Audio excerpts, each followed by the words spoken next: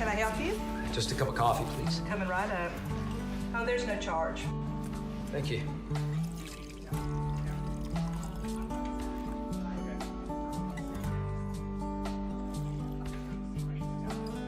Here you go. Thanks again.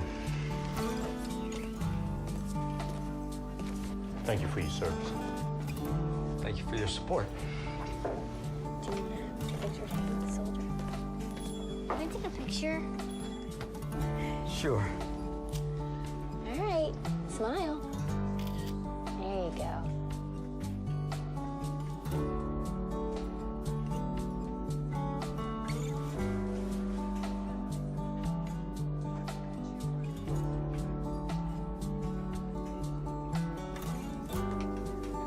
Sir, my son would like to ask you a question.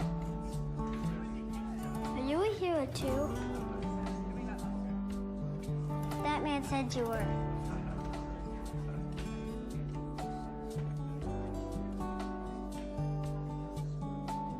I just served as best I could.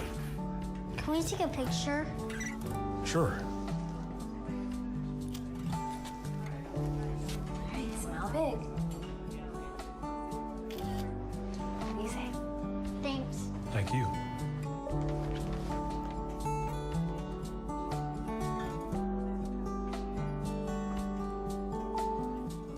Thank you for your service. Thank you for your support.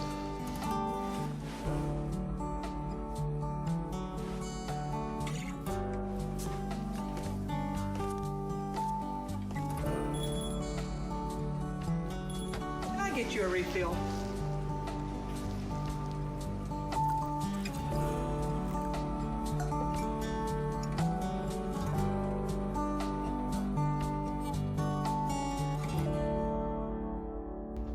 John McCrae was inspired by the poppies that grew his friend who had fallen in World War I. Because of this, he noticed that even though people are dying and things are getting destroyed, there is still beauty in destruction. So by this, he learned that even though people have died, we still need to move on and learn how to honor those who have fallen, serving our country. So today, it is your responsibility to carry on his message. In Flanders fields the poppies blow, between the crosses row on row, that mark our place, and in the sky the larks still bravely singing fly, scarce heard aim the guns blow. We are the dead short days ago, we lived, felt dawn, saw sunset glow. Loved and were loved, and now we lie in Flanders fields. Take up our quarrel with the foe, to you from failing hands we throw. The torch be yours to hold it high, if ye break faith with us who die. We shall not sleep through poppies grow in Flanders fields. Flanders fields by John McCrae.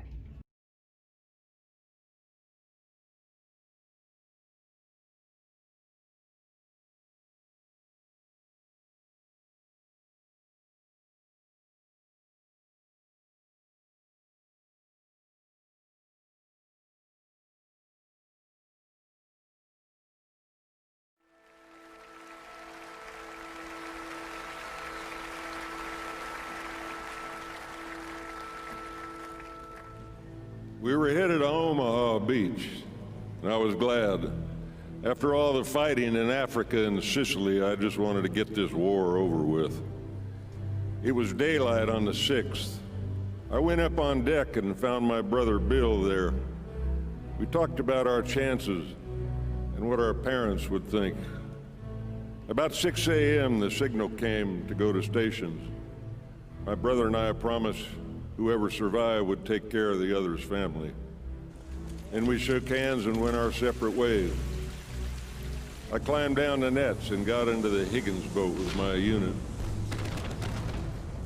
On the way in, we could hear the battleships firing and see the big shells landing ahead of us. Guys were getting sick and vomiting from the choppy water and the diesel fumes. As we got in closer, the Germans had a bird's eye view of us coming in. We picked up machine gun fire. The bullets clanged against the metal ramp of the boat like hail. Then the big 88s on the hill opened up.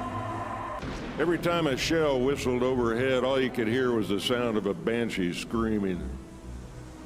Boats around us were burning. I saw men on fire. Even their shoes were on fire. Dead and wounded were floating in the water. We had orders not to stop and pick anyone up. I told my men, when the ramp drops, hit the water hard and keep as low as you can to dodge the bullets. We sank up over our heads. That was the last time I saw most of them. 31 men jumped off that boat. Just 7 of them made it to the beach. The only cover was a block of concrete the Germans had failed to clear. That's where I set up a collection point for the casualties. Medics were trained not to dig in. We were there to see the troops and for them to see us. I detailed Corporal Raymond Lepore to hunker down and treat the men while I brought in the injured. Ray and I had been together since '39. I knew I could count on him. It was total confusion. Shells exploding, boats blowing up, people yelling because they couldn't hear anything, machine gun bullets hitting the water all around you, the roar of the boats coming in. It's like you're all alone in a world of 1 million people because you're concentrating on what you have to do. Hadn't gone far when I felt a bullet go through my right arm. I just kept going. I was thinking of only one thing, getting to the men who needed me. There was a soldier laying right on the edge of the water. One arm was almost shot off. Every time a wave would come in, that arm would be pulled back out to sea, and he'd try to reach out for it. The first thing you're supposed to do is keep a wounded man from going into shock. But he was too far gone. Nothing I could do for him. He died in my arms. I was on my way to treat another soldier when a piece of shrapnel the size of my hand tore a hole in my left thigh. I put a tourniquet on it, gave myself a shot of morphine, and went back to work. You did the job you were trained to do. If you didn't, you died. I could feel my right arm going numb from the first bullet. Saw a guy struggling in chest-deep water. Grabbed him with my good arm just as a Higgins boat rolled in and dropped its ramp. The ramp hit me right in the back, crushed 2 vertebrae, and pushed us both to the bottom. That's when I started talking to the one guy I knew could help me. I said, God, I've asked you many times, but just give me another chance. Let me save one more person. And for some reason, that boat raised its ramp and backed out. Somehow I managed to drag his boat to safety. I told Corporal Lepore he'd have to take my place. He stood up, and then he just collapsed against my shoulder. His helmet fell off, and I saw the hole right in the center. Everything went black after that. The next thing I knew, I was on a boat going back to England. A Navy doctor looked at my dog tags and he told me, we have another Lambert here. My brother's Bill's stretcher was put right next to mine on the dock at Weymouth. He'd been on the beach with G Company. We went to the hospital in the same ambulance. When I woke up, he was on the cot next to me. He looked over and said, what are you doing here? Same thing you are, I told him. And he said, oh God, now what's Mother gonna think? We both made it out okay. Bill lived to be 92. People who have never been in a war should understand what soldiers give up. The guys we left on Omaha Beach never had a chance to live the lives they've dreamed of. Day hasn't gone by when I haven't prayed for the men we lost and their families. I still wake up at night sometimes thinking about the guys. Every man that walked into those machine guns and that artillery fire on Omaha Beach that day, every man was a hero. What kind of person would I be if I didn't tell their stories?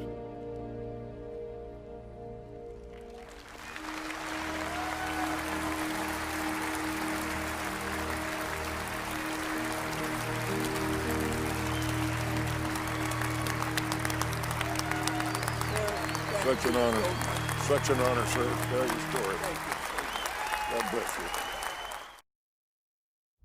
3 teens were arrested today for defacing the Kensington Park War Memorial overnight. The destruction includes painted messages against the military and the war in the Middle East. The 3 teens were picked up in the early morning hours after evidence was left at the scene.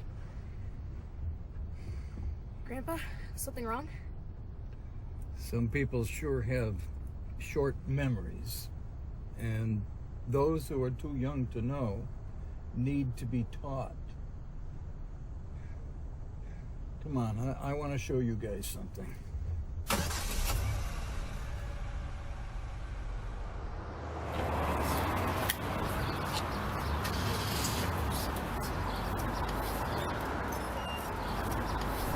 Yesterday, December 7th, 1941, a date which will live in infamy. The United States of America was suddenly and deliberately attacked by naval and air forces of the Empire of Japan. At dawn on the morning of the 6th of June, 1944, 225 Rangers jumped off the British landing craft and ran to the bottom of these cliffs. 225 came here. After 2 days of fighting, only 90 could still bear arms. These are the boys of Puente Hope. These are the men who took the cliffs. These are the champions who helped free a continent. And these are the heroes who helped end a war. You are men who in your, quote, lives fought for life and left the vivid air signed with your honor.